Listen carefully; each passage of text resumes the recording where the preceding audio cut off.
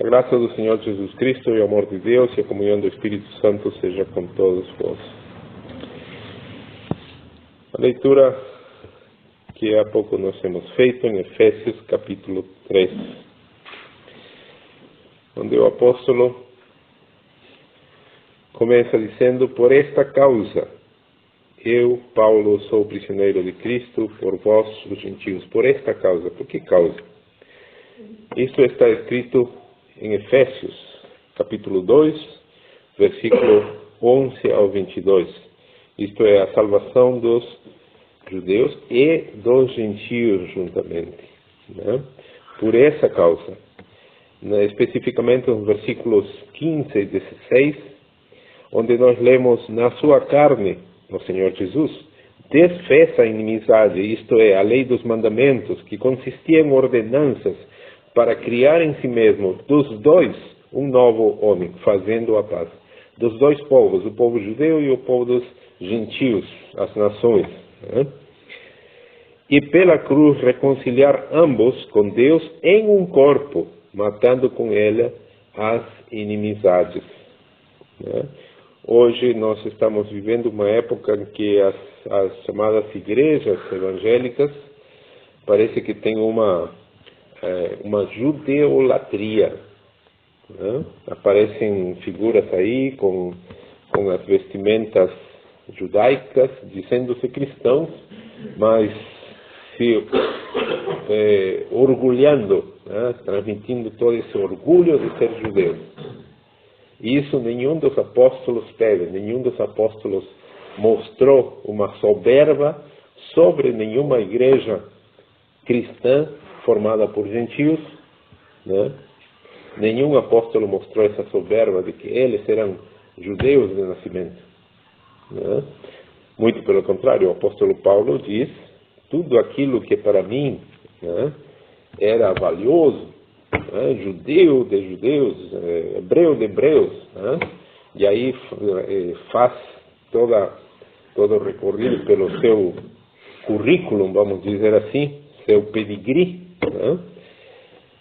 Ele disse: tudo isso considerei refúgio por causa de Cristo, né? Agora em Cristo já não há mais nem judeu, nem grego, né? Isto se referindo aos gentios, não existe mais isso. Mas existe um novo homem, aquele que é nascido de novo, que é o cristão verdadeiro. Nós vamos perceber aqui, na carta aos Efésios, né, que há 9 repetições. Como assim 9 repetições? No versículo 1 aqui do capítulo 3, por esta causa, eu, Paulo, mas é exatamente o que nós encontramos no capítulo 1, versículo 1. Paulo, apóstolo de Jesus Cristo, pela vontade de Deus, aos santos que estão em Éfeso. Quer dizer, há uma repetição, né? No capítulo 1 diz: eu estou escrevendo, eu, Paulo, apóstolo, eu estou escrevendo. E aqui no capítulo 3:1 ele repete isso: por esta causa, eu, Paulo, né? Essa é a primeira das repetições que aparecem aqui. Mas há outras repetições. Essa é a repetição da autoria. A repetição com respeito ao louvor a Deus. Louvor a Deus. Onde? Efésios 1:3. Bendito o Deus e Pai do nosso Senhor Jesus Cristo, o qual nos abençoou com todas as bênçãos espirituais nos lugares celestiais em Cristo. Isto nós voltamos a encontrar em Efésios 3, 20 e 21. Ora, há aquele que é poderoso para fazer tudo, muito mais abundantemente, além daquilo que pedimos ou pensamos, segundo o poder que em nós opera, a esse glória na Igreja por Jesus Cristo em todas as gerações, para todos sempre.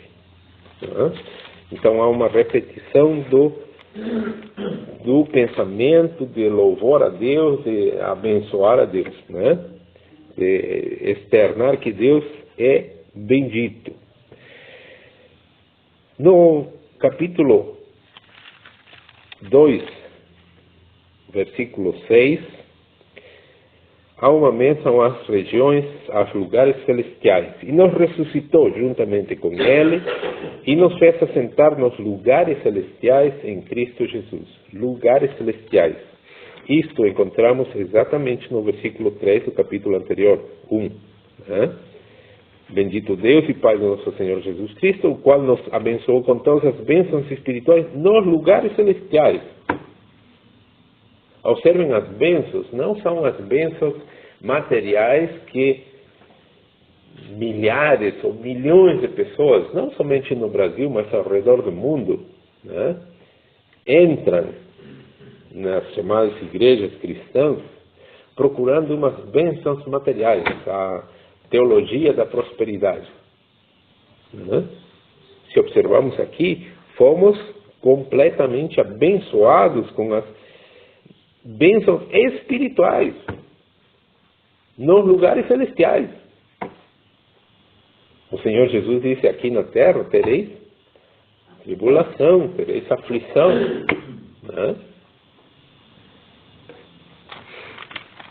Regiões celestiais.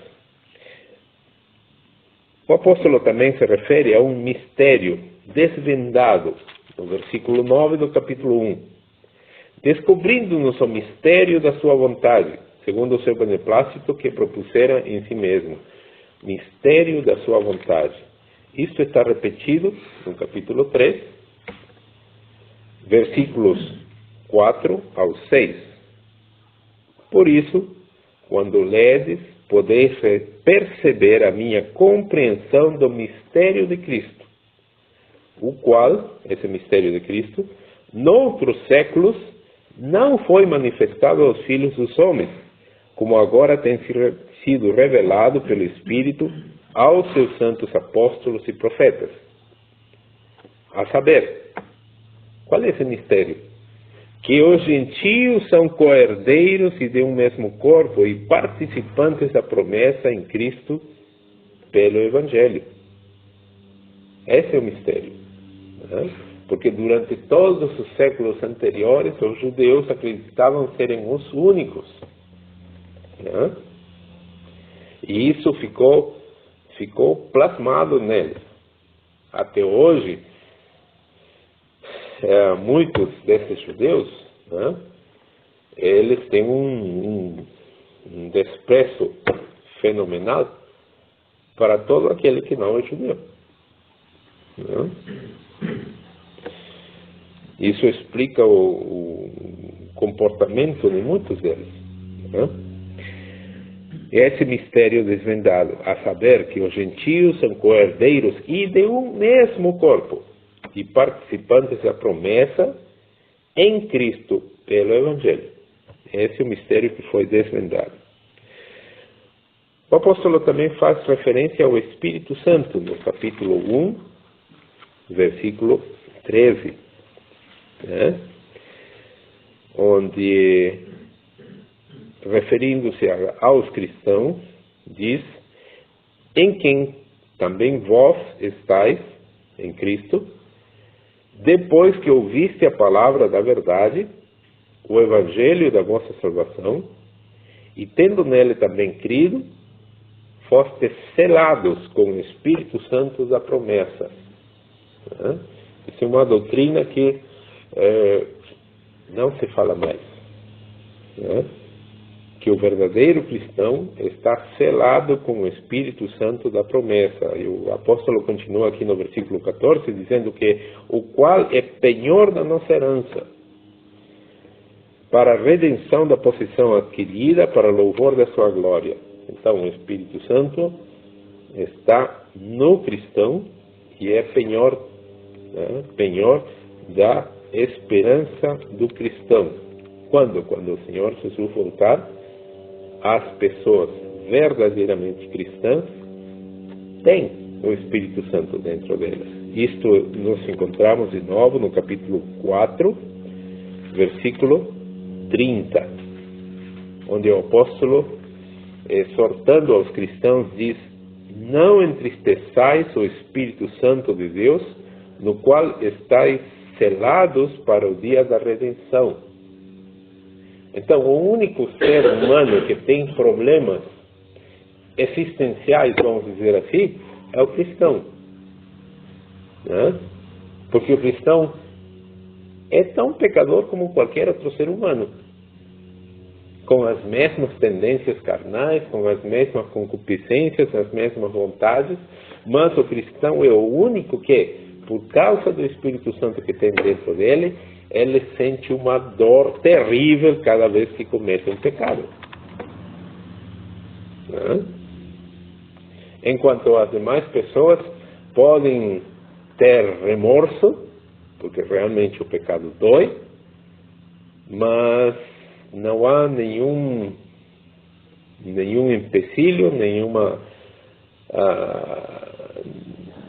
nenhum freio para que façam de novo. Né? Já no caso do cristão, o Espírito Santo faz doer. Né? Aperta a pessoa por dentro. Né? É diferente. E o apóstolo diz aqui, não entristecais o Espírito. Né?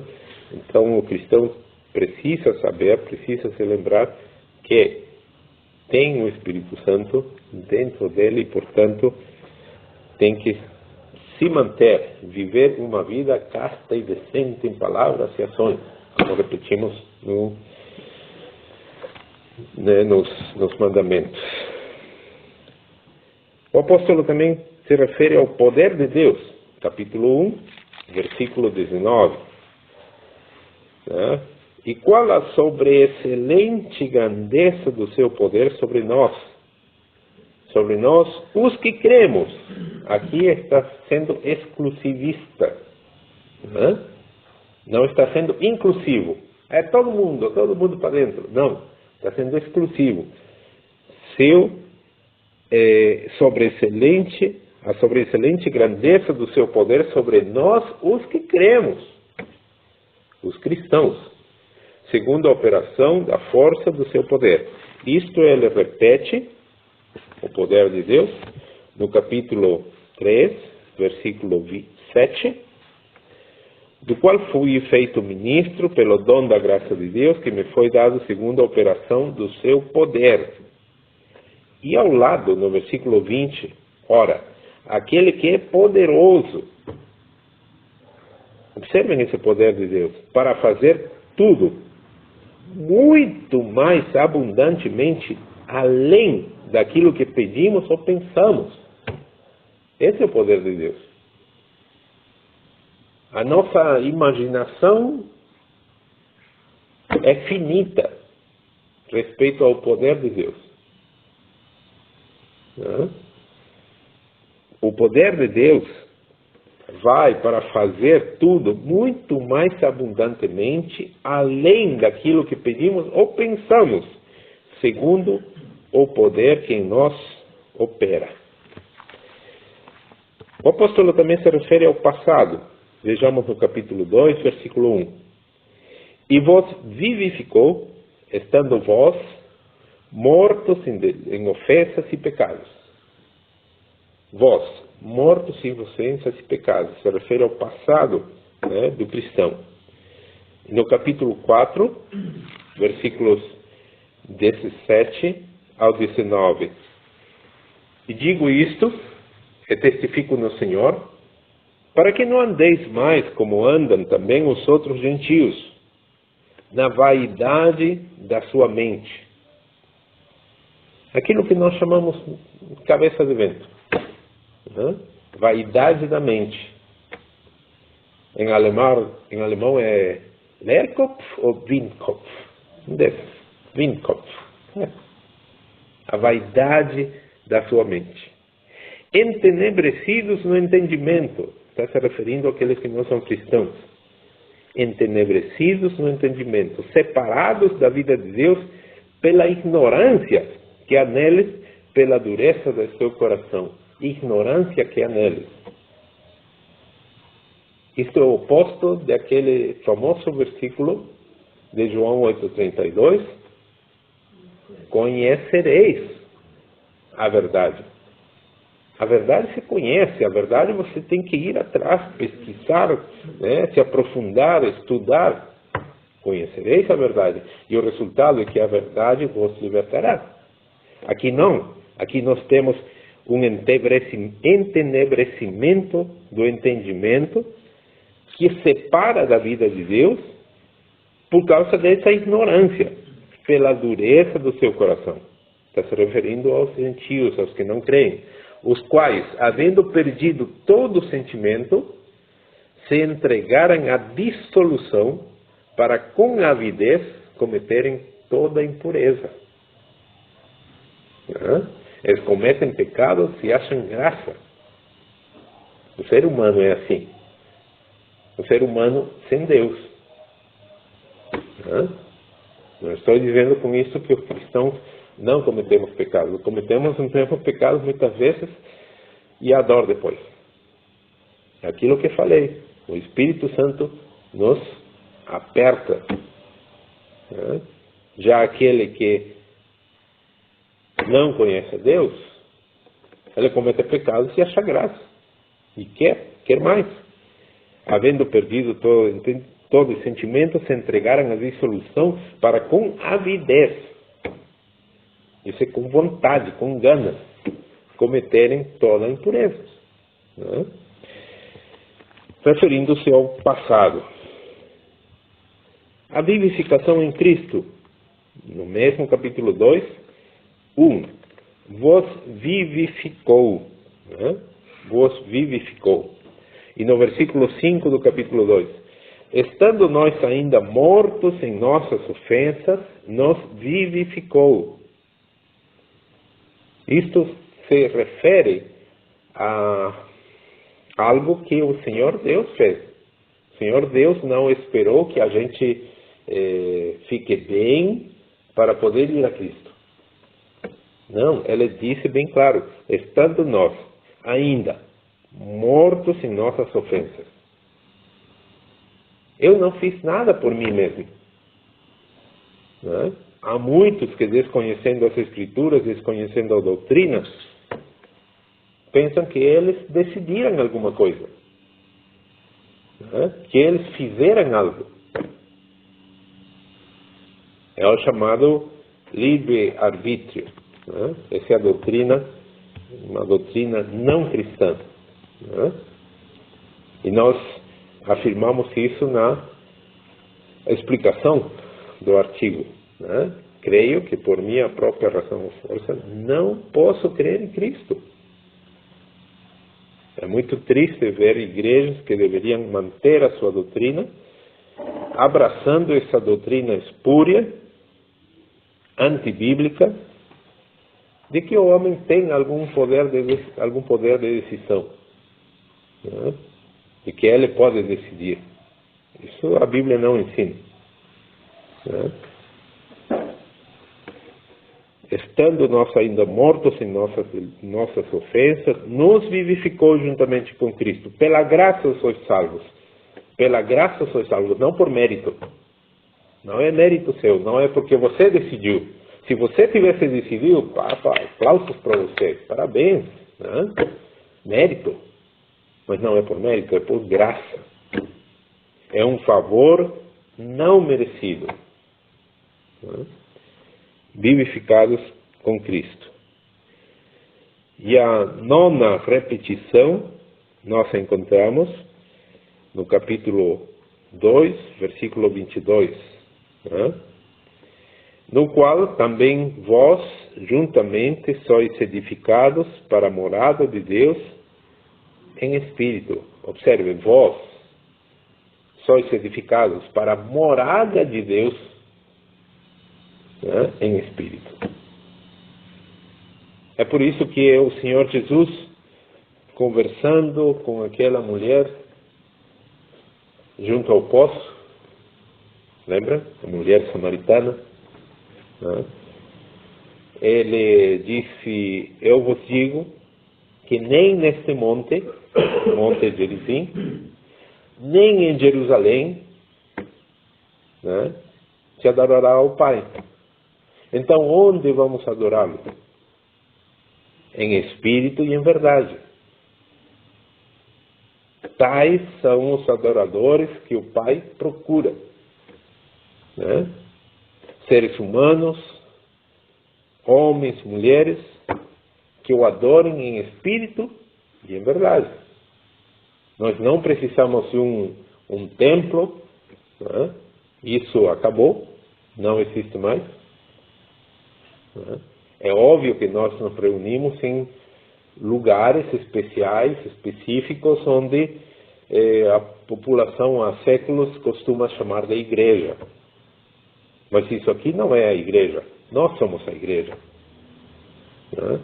A igreja são pessoas nas quais o Espírito Santo habita.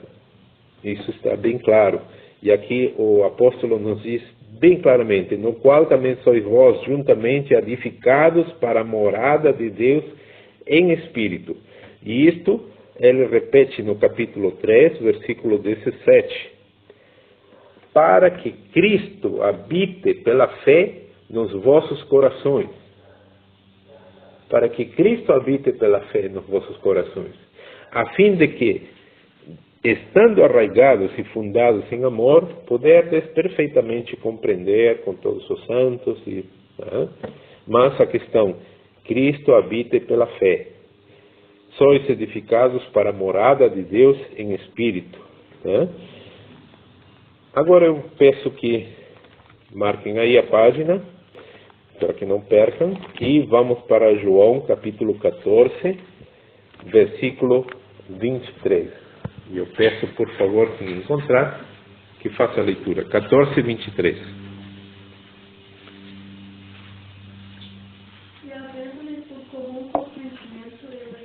João 14, 23.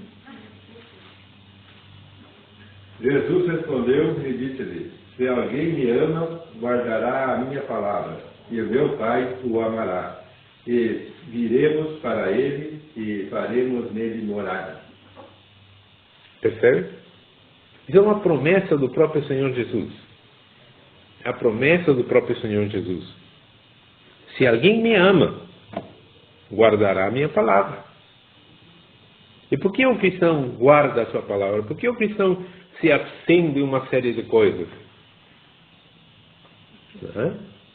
Não é como há tempos atrás havia uma frase muito usada até para fazer piadas dos evangélicos, né? A minha religião me proíbe. Isso é bobagem. A religião não proíbe nada. Faça o que queira. Não há nenhuma proibição. Agora, se é realmente cristão, vai obedecer. Não obedecer ao pastor, não obedecer à igreja, vai obedecer ao Senhor Jesus. Esse é o X da questão. O Senhor Jesus disse bem claramente: se alguém me ama, guardará a minha palavra, e o meu Pai o amará. E a promessa dele: e viremos para ele e faremos nele, dentro do cristão, faremos morada. Então, é o que o apóstolo ensina aqui claramente: sois edificados para a morada de Deus no Espírito.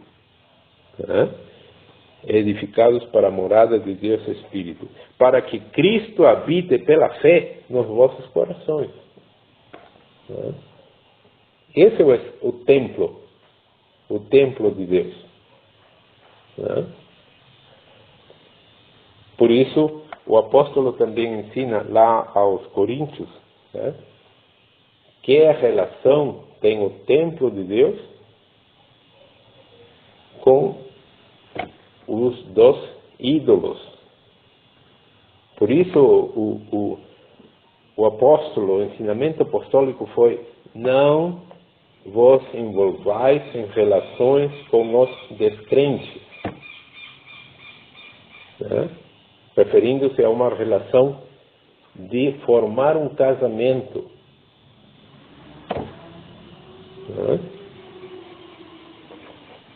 Por quê? Porque aquele que não crê no Senhor Jesus, aquele que não crê em Deus, O próprio Senhor Jesus diz: tendes por pai o diabo. Já o cristão verdadeiro, ele tem por pai o próprio Deus. Né? Alguém fazendo um jogo de palavras, não sei, mas que encerra na verdade, diz então o cristão que casa com alguém que não é cristão, tem por sogro o próprio diabo. Faz sentido? Por isso o ensinamento apostólico, especificamente aos Coríntios, Paulo diz: não vos ponhais em julgo desigual com os incrédulos, pois que relação tem o templo de Deus com o templo dos ídolos? Né? Voltando aqui para Efésios, no capítulo 2, o apóstolo diz: se é que tendes ouvido a dispensação da graça de Deus que para convosco me foi dada. Que dispensação da graça de Deus foi dada para o apóstolo? Isto nos remete a Atos dos Apóstolos, capítulo 9, versículos 15 e 16, quando o Senhor revelou para Ananias, né, que ele tinha que ir lá ter com um homem chamado Saulo, né, um Saulo de Tarso. E o Ananias responde: Senhor, esse aí é terrível com os cristãos, é um inimigo. E o Senhor Jesus diz, versículos 15 e 16 de Atos 9, vai, porque este Saulo de Tarso, né, depois chamado Paulo, este é para mim um vaso escolhido para levar o meu nome diante dos gentios, não para o povo de Israel. Para o povo de Israel, o Senhor Jesus já tinha determinado 12 apóstolos, né, sendo Matias o último que entrou para tomar a vaga do que traiu o Senhor Jesus. Né? Os 12 apóstolos para Israel já estavam preenchidas essas vagas. E para os gentios, aqueles 12 apóstolos do Senhor, o objetivo deles era unicamente e exclusivamente o povo de Israel. E para levar o nome do Senhor aos gentios. Então o Senhor escolheu a Saulo de Tarso para levar o meu nome diante dos gentios e dos reis e dos filhos de Israel. E eu lhe mostrarei quanto deve padecer pelo meu nome. Né? Isto nós encontramos já como testemunho do próprio apóstolo na primeira carta aos Coríntios, capítulo 9, versículos 16 a 19, onde ele diz: porque se anuncio o Evangelho, não tenho de que me gloriar, pois me é imposta essa obrigação. E ai de mim se não anunciar o Evangelho. E por isso, se o faço de boa mente, terei prêmio. Mas, se de má vontade, apenas uma dispensação que me foi confiada. Eu estarei fazendo só o meu dever. Né? Ele tinha essa obrigação sobre ele. Logo, que prêmio tenho? Que evangelizando proponha de graça o Evangelho de Cristo, para não abusar do meu poder no Evangelho, porque sendo livre para com todos, fiz-me servo de todos para ganhar ainda mais. Quão diferente dos superpastores que hoje nós temos ao nosso redor. Né? Onde o pastor fulano, o bispo fulano, o apóstolo fulano, né, não se contentam com o título de pastor, eles chegam ao ponto de apóstolo. Daqui a um tempo vai aparecer: não, eu sou o próprio Jesus. Né? Vivem vidas de verdadeiros marajás. Lembram da época do Collor? os marajás, né? Vivem como reis, sugando o dinheiro do povo crédulo, né? De um povo que vai atrás das suas próprias concupiscências também, né? São milhares, milhões de pessoas que vão atrás, seguindo esses falsos pregadores, cuja intenção é simplesmente fazer comércio, né? Comércio das pessoas, né? E isso que nós vemos ao nosso redor, só ligar a televisão, ligar a rádio e nós vamos encontrar esses falsos, né? Mas o apóstolo Paulo diz que, evangelizando, proponha de graça, né? Ele mesmo, em outras passagens, ele diz: de ninguém cobicei nada, né? Muito pelo contrário, com as minhas próprias mãos, né? Ele fala isso. Ele era fazedor de tendas, fabricante de tendas. É equivalente hoje a um construtor de casas. Uhum. Naquela época eram tendas que eram feitas, hoje são casas, material nobre, mas basicamente era um construtor, né? Continuando aí em Efésios, no capítulo 3, como me foi este mistério? Que mistério? Mistério manifestado pela revelação, como antes um pouco você escrevi. Que mistério é esse? Vamos para Gálatas. Gálatas, no capítulo 1, versículos 11 e 12.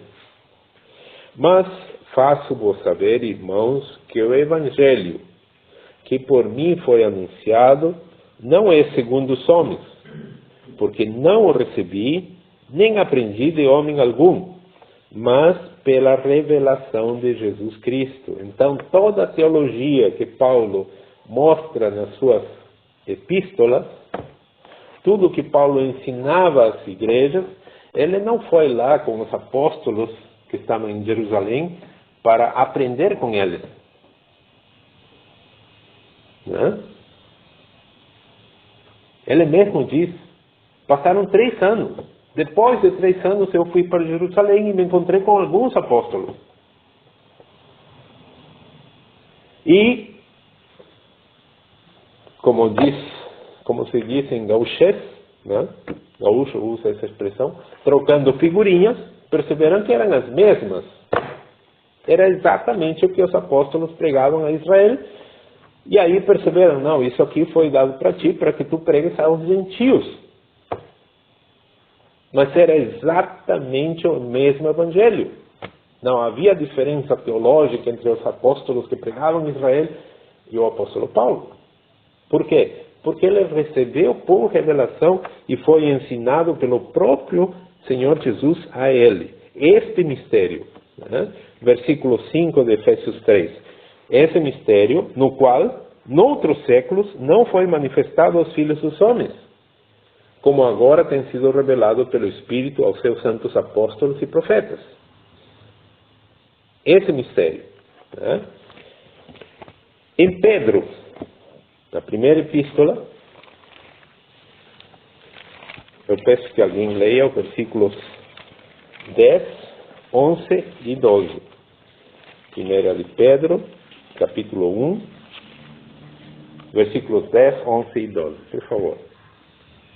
Da qual salvação inquiriram e trataram diligentemente os profetas que profetizaram da graça que vos foi dada, indagando que tempo ou que ocasião de tempo o Espírito de Cristo que estava neles indicava anteriormente, testificando os sofrimentos que a Cristo haviam de vir e a glória que se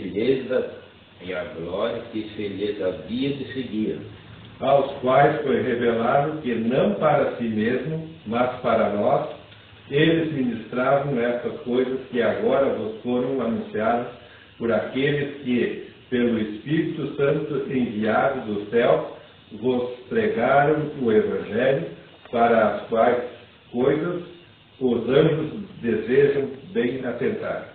Então, os profetas, né, eles profetizavam coisas e eles mesmos não entendiam. Mas o que é isso? Era mistério, até para os próprios profetas. Né? Profecias acerca do Messias que haveria de vir. Eles só sabiam que havia né? Um prometido. Eles sabiam isso. E viviam com essa esperança. Era a esperança de Israel. Né? Mas não sabiam mais. Não sabiam toda a teologia, não sabiam todas as doutrinas, não sabiam. E não entendiam, porque isso estava velado. Né? Isso estava velado para eles. Né? Indagando em que tempo, ou ocasião de tempo, o Espírito de Cristo que estava neles, o Espírito Santo, indicava, anteriormente especificando os sofrimentos que a Cristo, ao Messias, haveriam de vir, e a glória que se lhes havia de seguir, aos quais foi revelado, a esses profetas, foi revelado que, não para si mesmo, mas para nós os cristãos, eles ministravam essas coisas, que agora vos foram anunciadas por aqueles que, pelo Espírito Santo enviado do céu, percebem? Vós também testificareis, porque estiveste comigo desde o princípio. Esses são os apóstolos. Né? Mas o apóstolo Paulo, ele não esteve com o Senhor Jesus desde o princípio, mas foi revelado para ele, pessoalmente pelo Senhor Jesus. Né? Então, esse era o mistério. No versículo 6 do capítulo 3 de Efésios diz, a saber, que os gentios são coherdeiros e de um mesmo corpo e participantes da promessa em Cristo pelo Evangelho. Participantes da promessa. Que promessa? Isto nos leva para Gênesis, capítulo 12, bem no início da história humana depois do dilúvio. Gênesis capítulo 12, onde nós lemos os versículos 1, 2 e 3. Por favor. Ora, o Senhor disse a Abraão, saia-se da tua terra, da tua parentela e da casa do teu pai, para a terra que eu te mostrarei. E far-te-ei uma grande nação, e abençoar-te-ei, e engrandecerei o teu nome, e tu serás uma bênção. E abençoarei os que te abençoarem, e amaldiçoarei os que te amaldiçoarem, e em ti serão benditas todas as famílias da terra. Observe essa última frase. Em ti serão benditas as famílias de Israel. Não. Todas as famílias da terra. Esse era o mistério. Eles não entendiam. A que se refere isso? Não entendiam. Nenhum dos profetas entendeu. Por quê? Porque isso estava velado, selado, até o tempo oportuno, em que foi revelado pelos apóstolos, foi revelado a eles e pelos apóstolos, através do ensinamento, que em Cristo Jesus já não existe mais essa parede de separação entre o povo escolhido de Deus, chamados judeus, os hebreus, Israel, e os gentios. Não existe mais.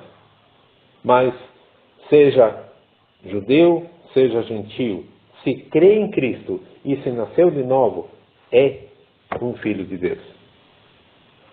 E aquele que é gentio ou judeu e não crê em Cristo, não é filho de Deus. Assim de simples. Esse era o ensinamento, esse é o ensinamento bíblico. No capítulo 3 de Efésios, versículo 7, nós encontramos então, do qual, né, desse Evangelho, fui feito ministro pelo dom da graça de Deus que me foi dado segundo a operação do seu poder. A operação do seu poder. E ao lado, no versículo 20, encontramos um poder que é abundantemente, né, que faz abundantemente além daquilo que pedimos ou pensamos, segundo o poder que em nós opera. A operação do seu poder. Né? No capítulo 1, 18 aí de Efésios, tendo iluminado os olhos do vosso entendimento, observem, iluminado os olhos do vosso entendimento, para que saibais, né?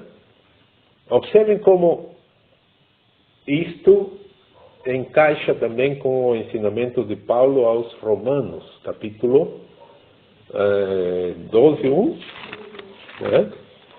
Onde nós encontramos: rogo-vos, pois, irmãos, pela compaixão de Deus, que apresenteis os vossos corpos em sacrifício vivo, santo e agradável a Deus, que é o vosso culto racional. No grego diz que é o vosso culto lógico. Então não há um apelo a que as pessoas se arrepiem, a que as pessoas tenham sensações, né? Se lavem em pranto. Não é um apelo emocional. É um apelo racional, é um apelo a usar a mente. Já o Senhor Deus diz ao povo de Israel lá em Isaías 1:18: vinde, arrazoemos, vinde, usem a cabeça. O lado satânico não quer que a pessoa use a cabeça. Isso nós vemos também na política hoje. Está bem claro, escancaradamente. As pessoas não precisam pensar, é só apoiar. Não, pense. Pense o que você está apoiando. E a grande maioria das pessoas não faz isso. Né? E no cristianismo, muito mais. Conhecereis a verdade. Não é sentireis, vocês vão ter sensações. Não, você vai conhecer. Né? No versículo 18, né, de Efésios 1, tendo iluminado os olhos do vosso entendimento, para que saibais. Observe, a gente sabe com o coração? Não, todo mundo concorda, a gente sente com o coração, ok? E saber, não, isso é com a cabeça. Exatamente. Iluminado os vossos olhos do vosso entendimento, para que saibais, saber, e você sabe. Essa é a pergunta para muitos que se dizem: eu sou cristão. Que bom. E você sabe? Não. Então como você fala que é, se você não sabe? Percebe? Para que saibais qual seja a esperança da sua vocação. A que se refere isso? A esperança do seu chamado. Né? E quais as riquezas da glória da sua herança nos santos. A esperança da sua vocação. Para que Deus lhe chamou? Para quê? Né? No versículo 16, aí do capítulo 1 de Efésios: não cesso de dar graças a Deus por vós, lembrando-me de vós nas minhas orações. E para que o apóstolo faz essas orações a favor dos cristãos que estavam em Éfeso? E ele disse que não cesso, não paro de dar graças a Deus por vós, porque me lembro de vocês nas minhas orações. E para que faz as suas orações? Versículo 17: para que o Deus do nosso Senhor Jesus Cristo, o Pai da Glória, vos dê em seu conhecimento o espírito de sabedoria e de revelação. Paulo em nenhum momento ora para que vocês sintam, para que vocês se emocionem, para que vocês se lavem em pranto. Não. Isso é satânico. Literalmente é satânico. Satanás quer fazer, sim, assim como faz um hipnotizador. Né? Quantas vezes nós vimos na televisão um hipnotizador por aí hipnotiza uma pessoa, dá uma cebola para ele e diz: olha essa maçã, que linda maçã, vermelha, gostosa, suculenta. E a pessoa morde a cebola, todo mundo olhando. E aí o hipnotizador pergunta: e aí, tá bom? Uma delícia, eu nunca comi uma maçã assim. A pessoa completamente hipnotizada, sentindo. Porque seus olhos foram cegados. Está com a maçã na mão, deveria perceber, isso aqui é uma maçã, isso aqui é uma cebola. E ela morde, porque está hipnotizado, e sobre o efeito de hipnose, ela pensa e morde, e mastiga, e gosta, e aí a maçã está gostosa. Tá, uma delícia, nunca comi uma maçã como essa. Completamente hipnotizado. Se um simples homem hipnotizador faz isso, imaginem o que Satanás faz com as pessoas. Não?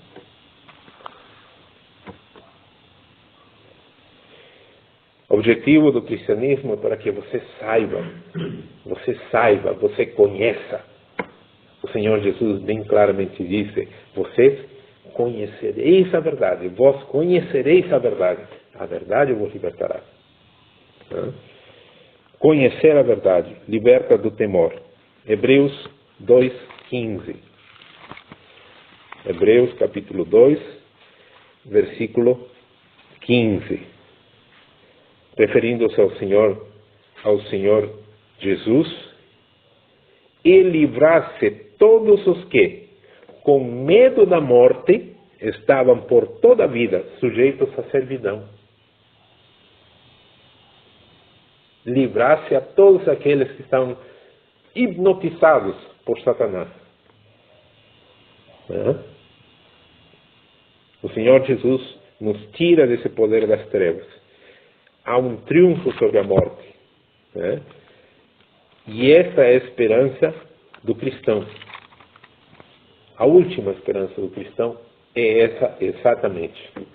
Muitos dizem: tanto faz ser cristão, não ser cristão, igual todos vamos morrer. E nós dizemos: exatamente, todos vamos morrer. E aí está a nossa esperança. A nossa esperança não está nessa vida, que eu vou ter um baita de um emprego, eu vou ter dinheiro, aos montes, carro importado. Não. Isso aí, Satanás prometeu. Tudo isso te darei se prostrado me adorares. E muitos estão prostrados adorando o próprio Satanás, pensando que estão adorando a Deus. Doutrina satânica, teologia da prosperidade. No mundo passareis aflições. Isso é promessa do Senhor Jesus. Mas, tende bom ânimo, eu venci o mundo. Venci Satanás, venci a morte. Coríntios, capítulo 15, versículos 51 ao 58. Eu peço que cada um de vocês agora leia um versículo, começando aqui pela frente. Primeiro aos Coríntios 15, 51. Eis que vos digo um mistério. Na verdade, nem todos dormiremos, mas todos seremos transformados. No momento, num abrir e fechar de olhos, ante a última trombeta, porque a trombeta soará e os mortos ressuscitarão incorruptíveis, e nós seremos transformados. Porque convém que isto que é corruptível seja visto da incorruptibilidade, e que isto que é mortal seja visto da imortalidade. E quando isto que é corruptível se revestir de incorruptibilidade, e isto que é mortal se revestir de imortalidade, então cumprir-se-á a palavra que está escrita: tragada foi a morte na vitória. Onde está, ó morte, o teu aguilhão? Onde está, ó inferno, a tua vitória? Ora, o aguilhão da morte é o pecado, e a força do pecado é a lei. Mas graças a Deus que nos dá a vitória por nosso Senhor Jesus Cristo. Portanto, meus amados irmãos, sejam firmes e constantes, sejam abundantes na obra do Senhor, sabendo que o vosso trabalho não é bom no Senhor. Essa é a nossa esperança, né? Que o Senhor venceu a morte e essa mesma vitória será dada a todos aqueles que cremos. Foi prometida a vida eterna. Portanto, amados irmãos, sede firmes e constantes, sempre abundantes na obra do Senhor, sabendo, não é sentindo,